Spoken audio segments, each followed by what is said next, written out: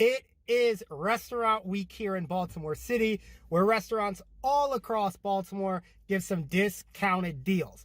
So I have decided to put together this mini series where I go to these different restaurants, sample their food, and share my thoughts, and obviously give them a rating. I wouldn't be a T-Jax on Snacks video without a rating. So it's going to feel a little new, but I'm excited to try all these restaurants, and I'm excited to hear your guys' feedback. So let me know what you think about the series. With that said, let's get started with part one.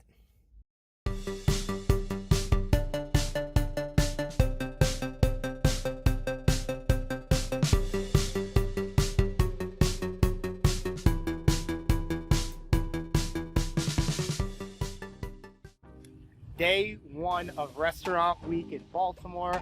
We're up nice and early to get our brunch on with Miss Shirley's. Now, Miss Shirley's has two locations, one in the Inner Harbor, one in Roland Park. We're going to the one in the Inner Harbor. And Miss Shirley's is a pretty big staple in the Baltimore community. It has been on diners, drive-ins, and dives. It's been mentioned by Food Network as one of the best brunch spots really in America. So they are offering for restaurant week a two-course $20 offering. So let's head over there and get our grub on.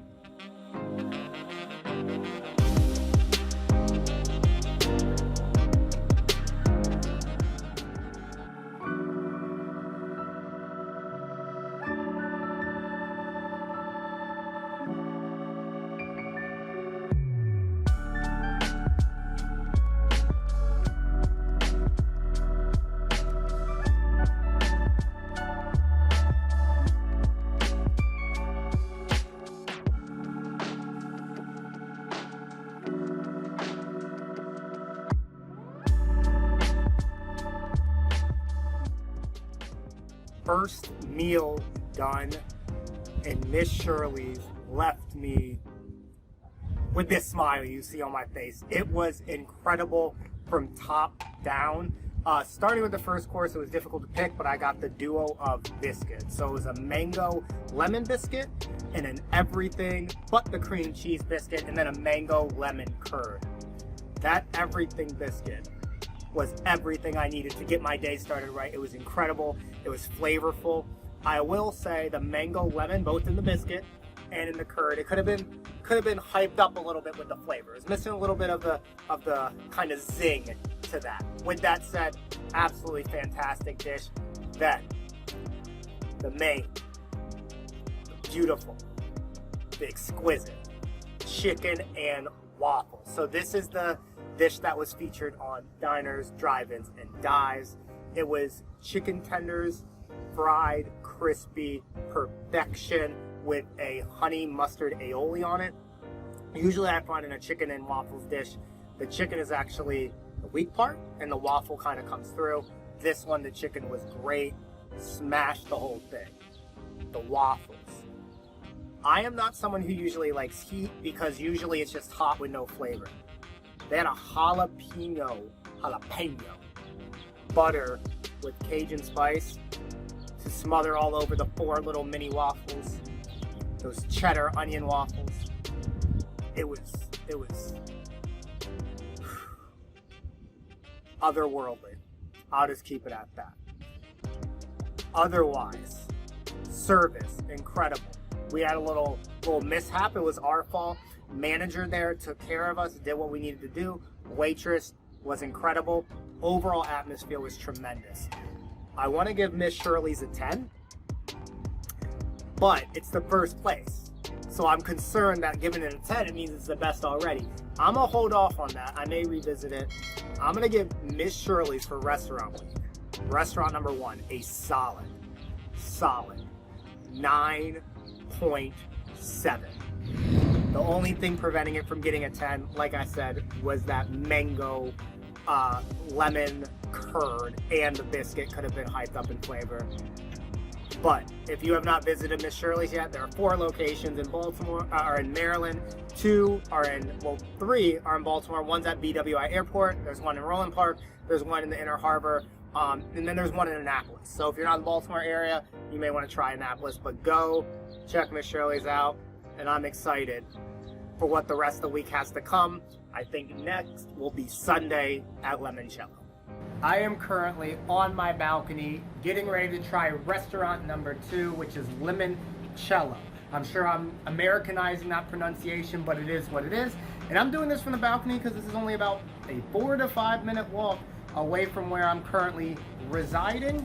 And they are offering a $45, so we're up in the price about, but $45 3-course dinner. That's what I'll be picking from. They also have, I think, a 2-course $20 offering for lunch. But let's go check out this dinner. It's got a lot to live up to after what Miss Shirley was putting out there.